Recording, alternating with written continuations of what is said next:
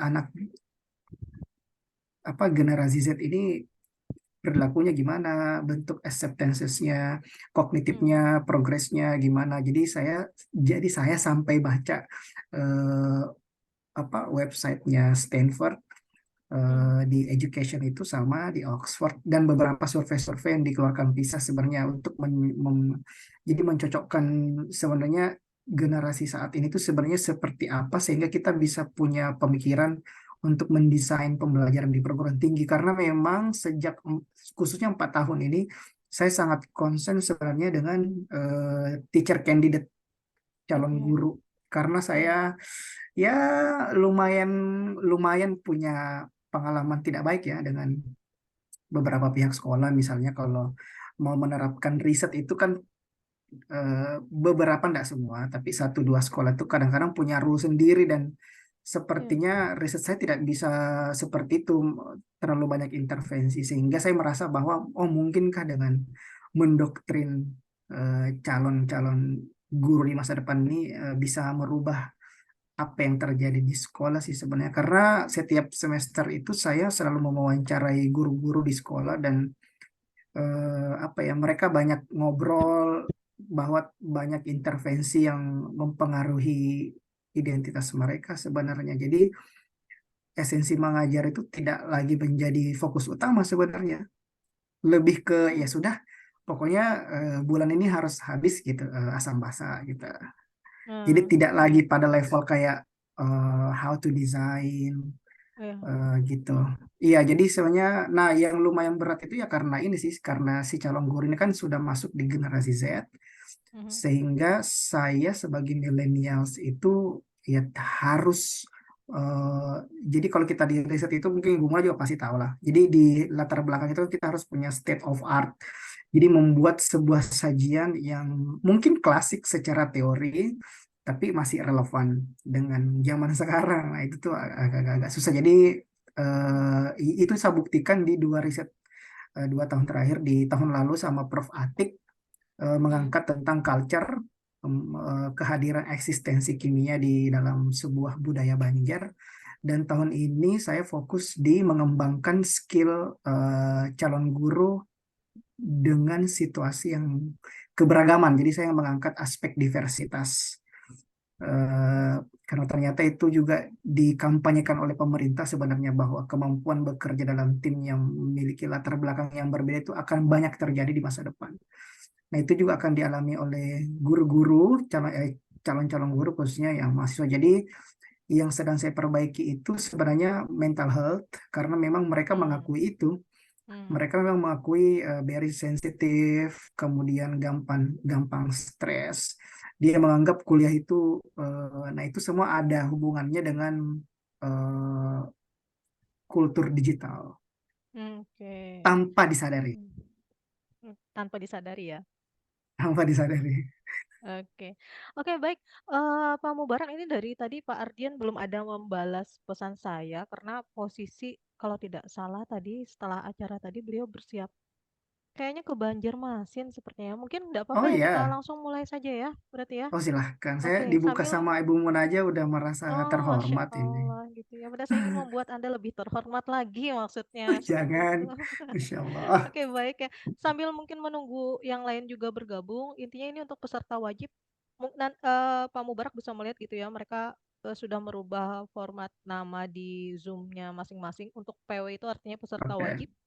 PU adalah peserta umum, tapi ini masih terbatas di oke, program studi tadris kimia gitu ya. Jadi saya persilahkan gitu kepada mahasiswa-mahasiswi aktif ataupun alumni dari prodi tadris kimia yang ingin apa menimba ilmu lagi gitu kan, mengupdate informasi, saya persilahkan bergabung. Tetapi fokusnya memang kepada mahasiswa pengikut mata kuliah strategi pembelajaran kimia. Izin, Bismillahirrahmanirrahim. Assalamualaikum warahmatullahi wabarakatuh. Waalaikumsalam.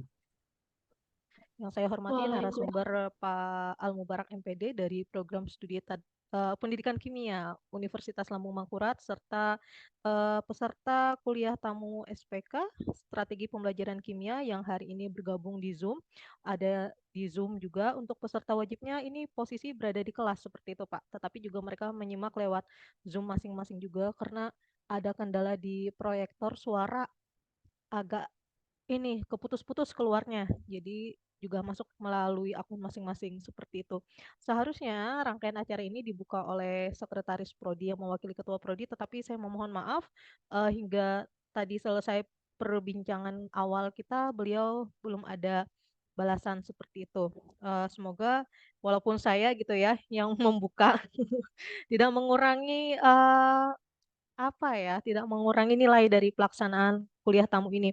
Jadi kuliah tamu ini saya laksanakan tahun lalu juga dilaksanakan, Pak. Jadi tahun lalu praktisi guru lah ya, guru penggerak yang mengisi, membahas condong ke kurikulum merdeka, istilah-istilah dari kurikulum merdeka juga gitu kan. Kemudian model atau strategi apa yang mereka bisa gunakan kalau misalnya sekolahnya menerapkan kurikulum merdeka. Nah, di semester ini saya ingin membuat apa namanya, kuliah tamunya dari sisi dosen pengajar SPK gitu ya, eee, ap apa-apa yang perlu dipahami oleh mahasiswa-mahasiswi terkait penerapan strategi untuk pembelajaran kimia, seperti itu.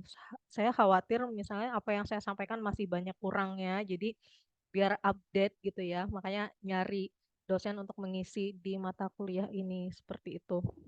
Kemudian tadi menarik seperti apa yang Bapak sampaikan bahwa ternyata kebudayaan seseorang gitu ya juga akan mempengaruhi bagaimana mereka bertindak seperti itu ya. Kemudian doktrin-doktrin mungkin ya apa yang didapatkan di kuliah juga akan mempengaruhi pelaksanaan mereka di dalam pembelajaran di sekolah ketika mereka nanti menjadi guru. Baik, di sini para peserta yang berhadir, eee, judul ya kita nyebutnya judul mungkin ya Pak, judul yang diangkat oleh narasumber kita Ya, adalah Digital Culture Novice Teachers, apalagi tuh, Instructional Design, benar nggak sih? Saya ketutup soalnya saya lihat ininya. Iya, desain apa sih belakangnya Pak? Coba disebutkan dong Pak. preparing teacher, Iya, jadi digital ketutup. culture, Iya, novice ketutup teacher, itu. Iya, instructional design, in the preparing teacher challenging in the challenging future. future. Iya, baik. Seperti yang disampaikan Pak Mubarak seperti itu ya bahwa eh, judul ini diangkat sebagai bentuk gambaran gitu ya. Tadi saya juga minta ringkasan ke Bapak gitu ya karena ingin menyampaikan ke anak-anak bahwa judul ini diangkat untuk menjadikan sebuah pandangan baru mungkin seperti itu ya Pak bagi Ya, calon guru kimia untuk menilai proses pembelajaran di masa kini dengan menganalisis budaya digital sehingga calon guru memiliki ragam strategi dalam mendesain pembelajaran yang relevan. Nah, ya, harapannya peserta yang mengikuti nanti bisa menemukan ide-ide baru ya ya, betul. bagaimana penerapan pembelajaran untuk mata pelajaran kimia sesuai dengan generasi Hmm, yang akan mereka temui. Seperti itu kan ya, Pak? ya, Oke, ya, baik. Oke, baik. Ini nanti seperti yang saya sampaikan di awal tadi, waktu sepenuhnya saya serahkan kepada Bapak. Teknisnya seperti apa, anggap seperti kuliah lah, Pak, walaupun memang secara virtual. Dan saya yakin Pak Mubarak sudah jauh banyak pengalaman mengisi kuliah tamu juga di mata kuliah. Iya kan Pak, mata kuliah ya. berkenaan dengan oh iya ternyata alhamdulillah baik. Demikian dari saya respon mal. Karena Oke. yang undang cuma Bung Bunda, Terima kasih sudah berkenan lebih ke mau sharing berbagi. aja, nggih. Iya gitu ya baik. Terima kasih sudah berkenan. Kita sama-sama membuka dengan ucapan basmalah. Bismillahirrahmanirrahim. Bismillahirrahmanirrahim. Demikian sepenuhnya saya serahkan langsung kepada Pak Al Mubarak. Assalamualaikum warahmatullahi wabarakatuh. Waalaikumsalam warahmatullahi wabarakatuh. Oh Baik, iya, saya saya kelupaan. apa? Saya lupa membacakan CV. Sebentar. Usah, Maaf ya, maaf, lupa, maaf ya. Ini biar nggak biar usah dibacain. dibacain lah ya, biar Mas apa para peserta yang hadir mengenal lebih dekat, sedikit lebih dekat. Oke, narasumber kita seperti yang terlihat di layar adalah Pak Al Mubarak MPD. Beliau lahir di Pangkep, Sulawesi apa ya, Pak? Sulawesi Selatan. Oh, Sulawesi Selatan pada tanggal 7 Juni 1990. Emailnya ada, barangkali nanti ada yang berminat untuk berkonsultasi terkait strategi pembelajaran bisa juga kepada Pak Al Mubarak. Mungkin nanti kalau jadi validator untuk instrumen skripsi juga bisa ya Pak ya? Iya, Boleh, boleh banget. boleh. Nah, boleh tuh anak-anak. Oke, beliau ini ya, Neng, mata kuliah yang diampu, inovasi pembelajaran kimia, media pembelajaran kimia, penulisan karya tulis ilmiah. Di sana nyebutnya strategi belajar mengajar berarti ya. Kalau di tempat kami kan strategi pembelajaran kimia. Iya, Ada kami strategi ya, SDM. strategi belajar mengajar, kemudian kimia dasar, kimia sekolah 1 dan 2. Kemudian beliau alumnus dari FMIPA Universitas Negeri Makassar pada bidang ilmu pendidikan kimia, lulus pada tahun 2011, masuk 2007, berarti berapa tahun ini Pak? 4 tahun ya. Kemudian S2-nya Iya, di ya, S2-nya di Universitas Negeri Makassar pada program studi Magister Pendidikan Kimia, masuk 2012, selesai 2014, seperti itu. Baik, eh, kalau ini nanti Ibu share saja ya, biar bisa melihat nih apa nih penelitian-penelitian dari Bapak, siapa tahu dapat inspirasi gitu ya Pak ya. Beberapa karya ya, juga ada muncul di Google Scholar seperti itu ya Pak. iya betul. Iya, jadi bisa disasar di sana anak-anak untuk nanti Iya, tambahan informasi yang mungkin bisa memunculkan ide buat tugas akhirnya nanti. Baik, kita lanjutkan langsung Pak. Saya serahkan kepada Pak Al ya. Mubarak. Baik. Oke. Bismillahirrahmanirrahim. Assalamualaikum warahmatullahi wabarakatuh. Waalaikumsalam Waalaikumsalam warahmatullahi warahmatullahi wabarakatuh. Yang saya hormati Ketua Koordinator Program Studi, Sekretaris, dan tentunya Ibu dosen kita ya hari ini ya Ibu Muna. Terima kasih buat kesempatannya mengundang saya sih sebenarnya. Saya senang sih mau diundang karena akhirnya saya bisa juga memberi doktrin di tempat lain begitu ya. Tapi doktrinnya doktrin yang positif ya, insya Allah. Baik, saya izin share dulu.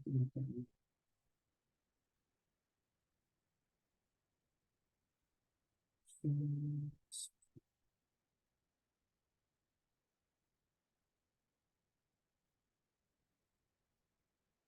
Oke, kelihatan nggak ya PowerPoint harusnya seperti ini. Oke, baik. Ya, Nah, kelihatan Pak. judul hari ini tuh tentang digital culture novice teacher. Novice teacher ini apa ya? Kolokasi. Jadi collocation buat istilah calon guru. Novice teacher. Sama aja dengan teacher yang atau pre-service teacher juga. Kemudian instructional design, preparing teacher, and the challenging teacher. Nah, dari judulnya kan sebenarnya challenging future ya, tapi kan banyak sekali tantangan yang teman-teman insya Allah akan hadapi di kemudian hari setelah sertifikat sebagai pendidik. Oke, kita mulai dari step pertama. Jadi step pertama itu understanding, karena challenging future, jadi kita harus punya strategi juga nih. Gimana sih cara menghadapinya di bidang pendidikan? Yang pertama itu adalah understanding what is the digital culture. Jadi teman-teman ini harus memahami bahwa ada istilah namanya digital culture. Saking pentingnya digital culture ini sampai di kalau nggak salah di King College London itu ada jurusannya rasa-rasanya kan? Sampai ada jurusannya tentang digital culture. Kita mulai dulu membedah yang paling dasar yang terjadi di masyarakat. Nah, kalau teman-teman perhatikan di sini ada grafik. Nah, ini harus disadari dulu teman-teman posisinya di mana. Berarti kan sekarang teman-teman ada di posisi Gen Z ya. Kalau anak 2022 itu berarti kemungkinan besar kebanyakan lahir di atas tahun 2000. Berarti itu sudah masuk di level generasi. Kalau saya sama Bimuna masuk di milenial sih atau generasi ini. Nah, itu secara kognitif saja itu sudah berbeda. Sehingga teman-teman di slide ini menyadari dulu gitu bahwa oh memang itu perlu ya, sangat diperlukan karena secara progres kognitif itu juga sangat berbeda.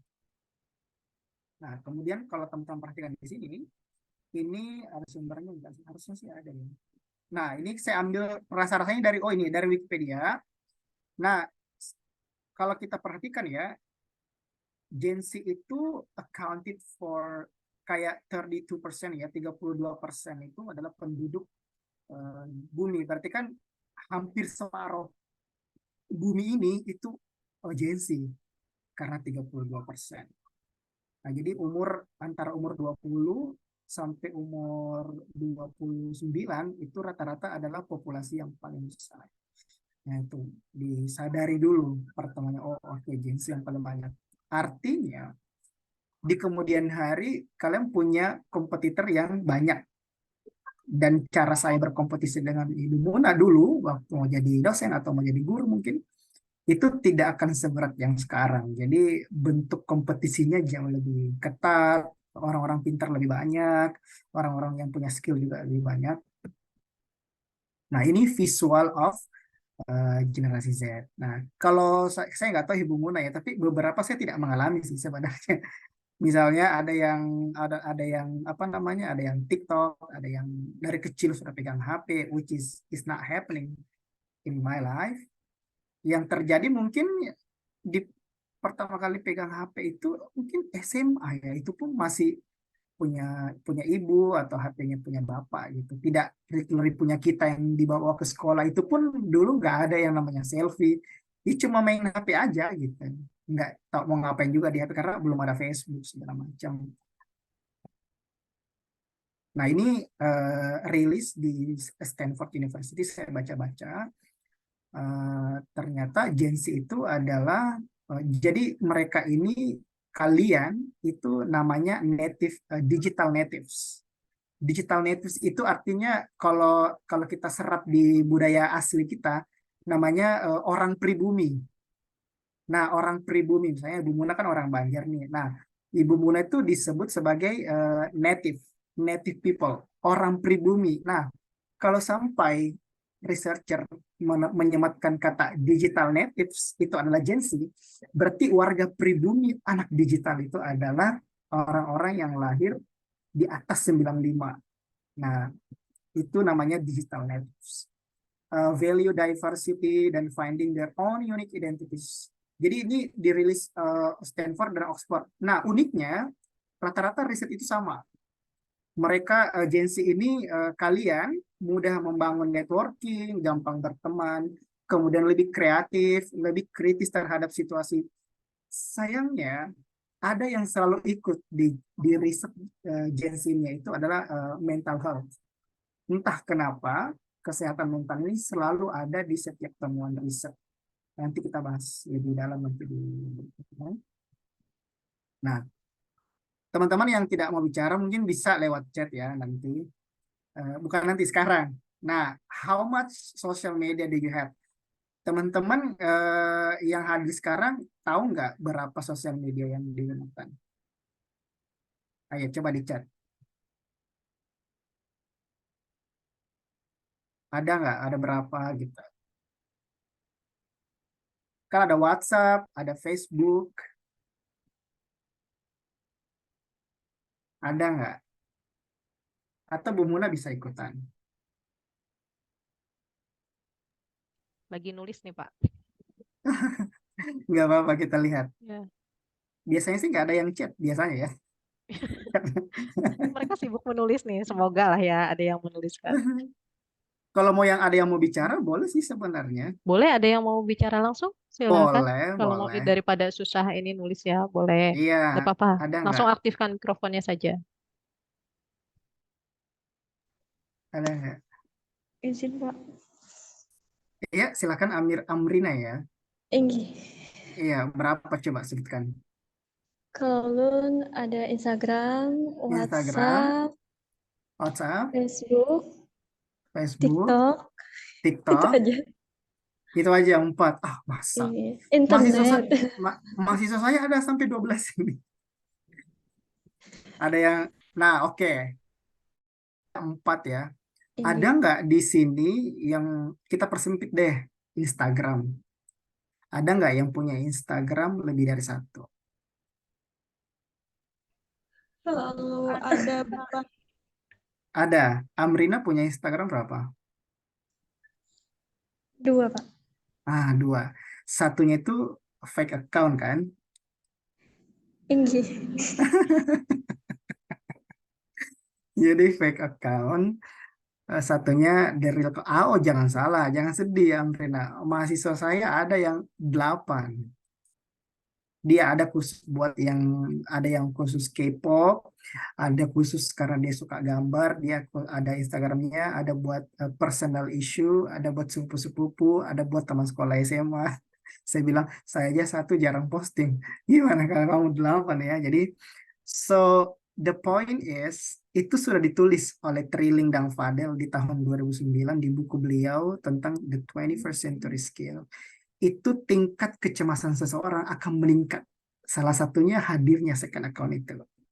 Nah, itu salah satu cara manusia itu bersembunyi dari kefaktaannya dia sebagai manusia biasa. Padahal kan sebenarnya nggak perlu-perlu amat. Sebenarnya banyak itu faktornya, dia mau ghosting, dia mau mungkin ya mau memunculkan perundungan, bullying melalui cyberbullying, tapi tidak mau ketahuan siapa identitasnya. Itulah kegunaan dia bisa menggunakan fake account. Kalau sekarang bilangnya second account. Kemudian teman-teman itu suka posting apa sih? Suka posting apa? Kita fokus di Amrina aja deh kayaknya ya. Amrina. Karena Amrina aja. Coba Amrina. Ada nggak Amrina? Ulun selain tugas kan ada Pak. Oh, kamu posting tugas. Masya Tinggi Allah. biasanya. Rajin sekali ya. Oke. Oh, jadi rata-rata yang diposting itu adalah tugas.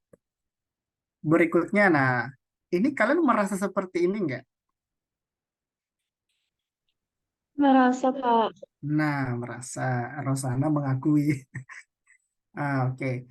Ini, tapi itu that's okay, teman-teman. Nggak ada yang salah. Karena memang itu ada risetnya. Jadi sosiolog, saya lupa namanya, profesor siapa, itu memang sifat naturalis manusia itu eh, ada namanya admiration. Ada si risetnya, admiration, itu manusia itu suka dipuji. Dan ketika dipuji, manusia itu selalu memperlihatkan sisi dirinya yang paling ideal. So Instagram is a very good way to show your yourself ya, karena pasti Instagram itu jangankan teman-teman saya aja tuh kalau mau posting foto pasti cari foto yang paling bagus, yang angle-nya gimana gimana gitu. Nah, itu biasanya ditunjang adanya fitur-fitur yang namanya filter. Nah, padahal sebenarnya kita itu is not real ya. Sama ini, real expression. Nah, itu ada gambar like di situ. Nah, ini kita agak mungkin intermezzo sedikit di simulasi ya. Nah, jadi teman-teman gini, misalnya Rosana posting hari ini apalah gitu di Instagramnya, kemudian yang like itu misalnya let's say 1 juta orang. Apa yang terjadi dengan Rosana? Wah, pasti dia very happy. Kemudian dia kayak, oh sumringah, wah orang-orang suka postingan saya hari ini. Nah, and then berikutnya, di hari berikutnya kamu posting lagi, tapi yang like 10 orang. Apa yang terjadi kira-kira? Coba kita tanya Rosana. Down banget Pak. Nah, down banget. Dengar itu Ibu Muna, down banget. Nah, down banget. Nah, ketika kamu down banget, itu mulai ada restless ya. Restless itu galau, resah-resah, kecil-kecil. Ih, kenapalah? Ih, kenapalah?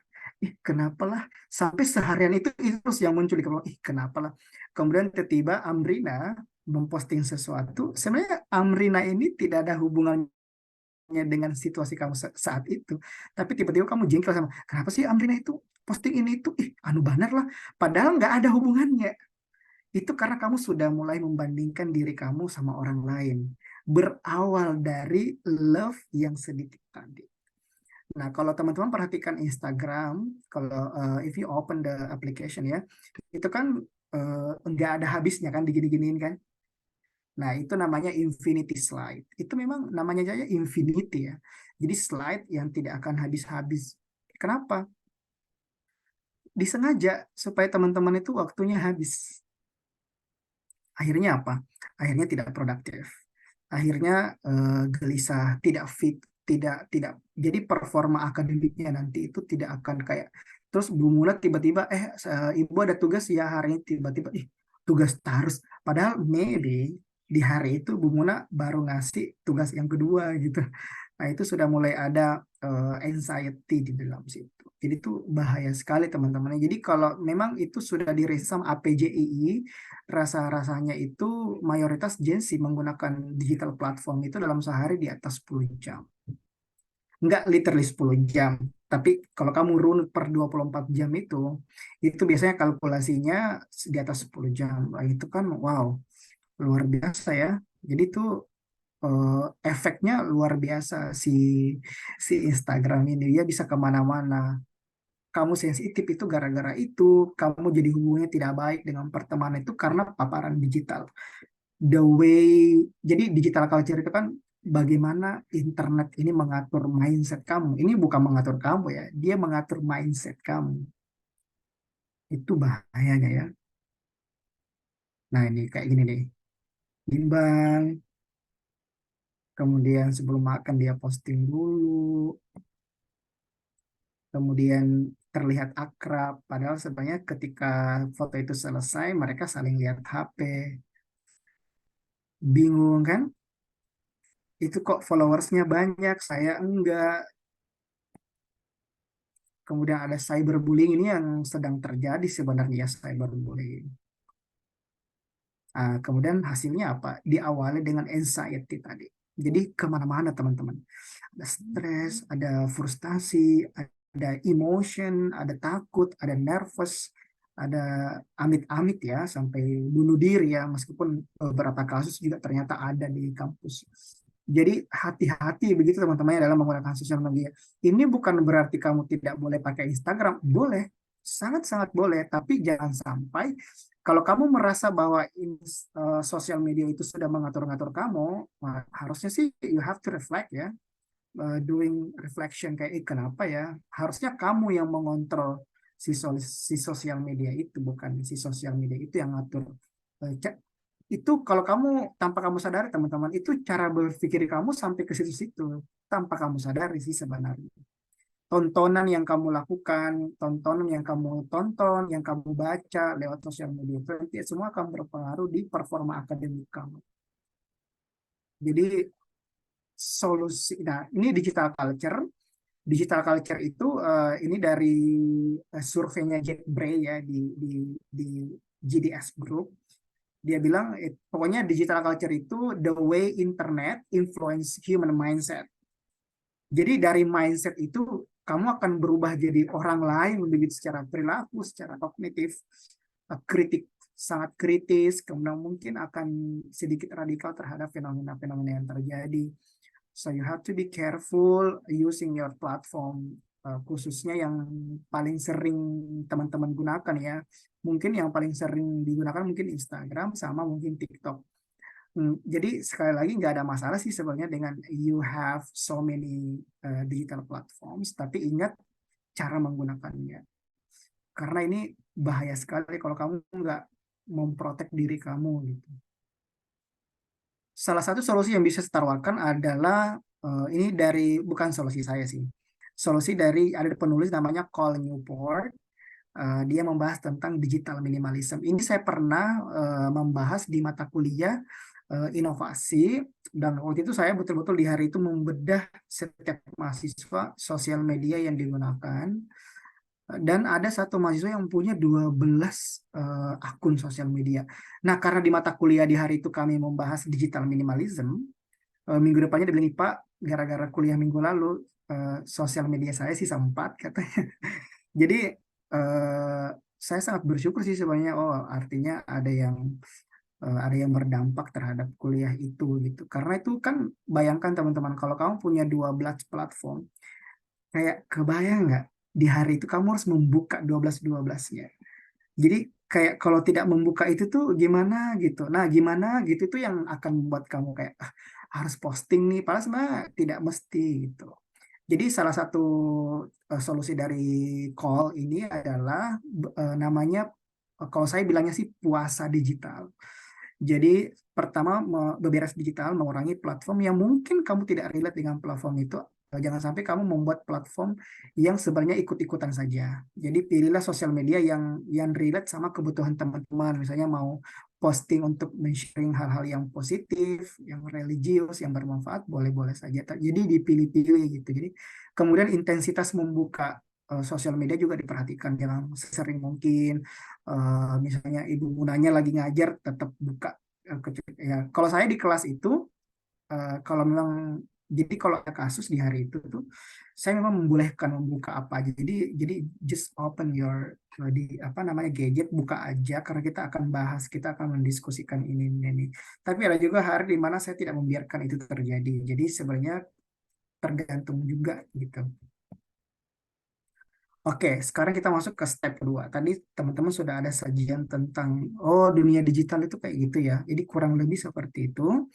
Kemudian kita masuk ke step 2 yaitu understanding what does the world need. Nah, sekarang teman-teman harus menyadari ini dunia ini lagi butuh apa sih? Ini saya sekecil mungkin akan mempersempit ke dunia pendidikan ya dan semoga bisa. Nah, ini scientific fakta. Ini dari bukunya Trilling. Oke. Di sini teman-teman bisa lihat di question 1 itu ada di bukunya Trilling. Di bukunya Trilling itu kan eh, dunia ini tuh apa namanya, what will the world be like 20 or jadi 20 tahun ke depan itu dunia ini kayak gimana sih? Jadi setelah kan 2000 bukunya 2009 ya teman-teman. Berarti kan itu kayak kayak 15 tahun yang lalu nggak sih? Nah, berarti kan itu waktu kalian umur berapa tuh? Nah, sekarang kejadiannya di kalian. Salah dua dari banyak itu adalah The Acute Need for Global Corporation yang ditulis beliau ini ditulis sendiri sama beliau bahwa akan banyak terjadi kerjasama global. Dan ternyata kejadiannya adalah G20. Nah, kemudian yang paling saya headline itu yang dua ini, dan yang saya favoritkan sekarang dibahas itu yang ini.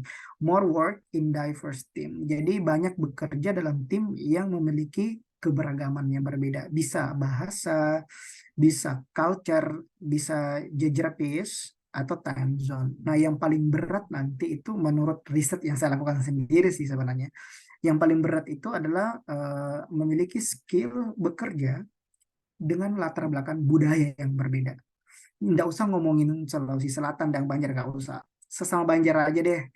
Ada satu dari Kandangan, ada satu dari Amuntai, ada satu dari misalnya dari Handil Bakti. Kemudian dia disatukan dalam satu tim. Itu bisa terjadi argue, bisa terjadi debat karena perbedaan culture dan cara pola asuh yang didik berbeda. Teman-teman kalau nanya satu sama lain nih, misalnya Rosana dengan Amri kan ditanya kenapa kamu masuk di kimia, pasti ada yang kayak oh gara-gara guru saya, ada juga yang bilang oh gara-gara ayah saya itu suka sains, ada juga ya karena saya suka binatang, suka biologi jadi saya masuk di kimia, saya suka senyawa-senyawa gitu. Jadi dari situ aja teman-teman harus mengakui bahwa oh kita berangkat dari format yang berbeda kenapa kita masuk di kimia. Perasaan itu juga yang teman-teman harus tanamkan nanti di SMA kalau ngajar. Bayangkan kalian aja yang pembelajaran dewasa itu punya kognitif yang berbeda. Kebayang anak-anak SMA itu kan dengan tingkat stabilitas pemikirannya yang sangat-sangat mudah goyang segala macam. Nah, sehingga itu teman-teman harus mendetek itu bahwa oh ini anak SMA bukan anak kuliah. Nah, yang dibutuhkan dunia saat ini adalah skill abad 21. Kalau di bukunya Trilling, itu ada 3 skill. Dia membagi skillnya menjadi 3. Ada learning skill, ada literacy skill, dengan ada namanya life skill. Nah, yang tahun ini riset yang saya kerjakan itu yang life skill, khususnya di sosial dan cross culture interaction skill. Jadi saya membuat satu buku yang saya udah post juga di Instagram, Interest, sama instrumen yang belum jadi sih sebenarnya lagi proses analisis statistik. Karena saya betul-betul mengembangkan instrumen untuk mendeteksi sebenarnya anak-anak ini punya kemampuan itu nggak sih, skill skill dalam satu tim yang beragam atau tidak gitu. Itu belum selesai, lagi sedang dianalisis. Jadi ini skill-skill yang akan teman-teman harus pelajarin gitu. Jadi pesannya adalah sekarang tidak lagi fokus ke ternyata kuliah di kimia itu kayak berat sekali. Aduh kok pelajarannya kok berat sekali. Jadi bukan lagi di level di situ ya teman-teman. Jadi teman-teman sudah harus mulai berpikir, oke, apa namanya, sekarang itu kalau mau jadi guru gimana ya? Oke, tantangannya begini. Jadi mempersiapkan diri saja. Sama di prodi juga saya bilang tidak ada lagi pembahasan tentang, aduh lab itu kok ribet banget, tulisan laporannya kok ditulis tangan lah. Jadi dia terlalu fokus dengan hal yang sebenarnya tidak mendukung dia di akademis gitu. Kalau misalnya sama gini juga teman-teman, ini saya selalu beritahukan dari pertama saya ngajar itu, bahwa di dalam kelas itu tidak boleh ada kompetisi, apapun itu. No competition at all. Jadi kalau ada kompetisi, sebenarnya kalian menghabiskan waktu untuk sebenarnya saling menghina ya secara tidak langsung gitu. Jadi kenapa tidak kita bentuk kelompok belajar gitu? Misalnya pasti kan di antara 7 orang ini pasti kan ada yang jago organik, ada yang jago anorganik, ada yang jago di pendidikan.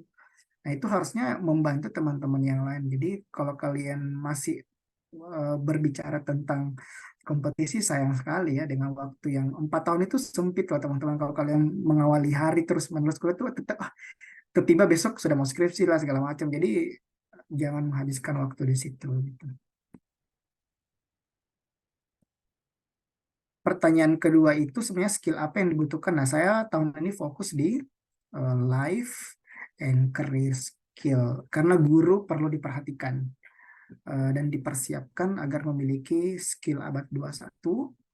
Kualitas peserta didik itu ditentukan oleh kualitas pengajar. Di bukunya Sobel tentang pengajaran yang sensitif terhadap budaya itu menyebutkan bahwa guru yang sangat dibutuhkan di masa depan adalah guru yang bisa menyadari adanya keberagaman di dalam kelas. Menyadari loh ini teman-teman. Jadi karena kamu menyadari itu akan tergambar nanti di desain pembelajaran yang akan kamu buat gitu. Jadi sama nanti teman-teman kalau one day be a teacher nanti tidak lagi kayak oh gue mau bikin desain pembelajaran kooperatif berbasis ini, nggak lagi begitu. Jadi you have to design instructional itu based on student character. Jadi harus berdasarkan karakter-karakter dari siswa di kelas. Nah, ini indikator yang ada di bukunya Trilling tentang skill sosial. Ini yang saya riset tahun ini. Sosial dan cross culture skill. Ada 2 dimensinya, yaitu kemampuan berinteraksi secara efektif dengan orang lain, kemudian kemampuan bekerja secara efektif dengan tim yang berbeda. Inilah yang saya breakdown menjadi sebuah variabel kurang lebih 40, dan alhamdulillahnya semuanya valid ya secara analisis CFA, tapi belum saya interpretasi datanya. Nah, ini diverse team ya. Ini teman-teman fokus di belajar, mungkin juga rekomendasi buat dosen-dosen Ibu Muna, Pak Adrian nanti, mungkin juga sudah mulai memikirkan bagaimana membentuk skill kemampuan berinteraksi secara culture gitu. Aspek dan kolaborasi merupakan bagian yang krusial. Nah, yang saya bold warna hijau itulah nanti teman-teman yang harus disadari. Kalau di tempat kami sih sebenarnya sudah terjadi ya, misalnya akibat MBKM ini kan ada yang outbound. Jadi mahasiswa dari luar itu kuliah di tempat di prodi kimia. Nah, sama dengan mahasiswa kita inbound. Inbound itu mahasiswa kimia kuliah di luar. Jadi ada inbound dan ada outbound. Nah, outbound ini kayak mahasiswa saya di kelas di angkatan baru itu ada yang dari Sumatera 3 orang, ada yang dari Sulawesi Selatan, ada yang dari Sampit. Nah, itu tuh so many diverse. Ada juga yang agama ini, agama itu. Jadi, nah itu juga ternyata saya di situ dapatnya. Sehingga itu tugas itu berubah konsepnya. Jadi nanti saya jelaskan tugas apa aja. Semoga bisa teman-teman pakai juga. Baik teman-teman, saya selalu bilang tugas yang kalian dapat di kuliah saya, game yang kalian dapat di tempat saya boleh kalian pakai nanti kalau jadi guru gitu. Kalau itu memang itu relevan ya. Nah, sudah tadi kan step kedua kalian sudah tahu nih skill apa yang dibutuhkan. Nanti teman-teman lihat nanti lebih dalam lagi karena buku-buku keterampilan abad 21 itu sebenarnya banyak sekali. Cuman saya lebih suka yang Trilling dan Fadel itu. Nah, di step 3 nah kita sudah memahami what is happening in the classroom. Nah, kita sudah sangat menyempit ini teman-teman. Jadi nanti di kelas teman-teman melakukan analisis. Nah, in education understanding the learning outcomes is a must. Jadi bukan lagi di perkuliahan itu bukan lagi atau di sekolah bukan lagi kayak oh sudah tercapai nih, lebih kepada apakah betul. Jadi konsep remedial itu juga sebenarnya ada beberapa yang salah di SMA itu sebenarnya. Misalnya kalian besok lulus aja di guru nih, terus nguji 5, soalnya ada 5. Kemudian remedial itu kalian harus punya kriteria sendiri di setiap nomor. Jadi nanti misalnya dia memenuhi nomor 1, 2, 3, tapi nomor 4, 5 itu mereka tidak sampai skor. Jadi yang diremedialkan itu sebenarnya nomor 4, 5 aja. So that's why kenapa ada tutor sebaya.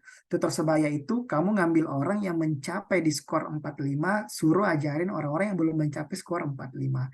Kalau dia tidak mampu mengajar teman-temannya yang remedial di 4, 5, barulah konsep kepembimbingan pendidik itu dibutuhkan. Makanya kenapa guru itu selalu dibilang fasilitator. Karena sebenarnya it's okay untuk tutor sebaya begitu. Nah, ini ada 3 yang akan teman-teman fokuskan nanti di sekolah. Itu kognitif, afektif, dan psikomotorik. Mungkin psikomotorik itu paling enak sebenarnya di lab ya. Paling enak sih sebenarnya. Nah, yang akan berat perjuangannya itu nanti di kognitif.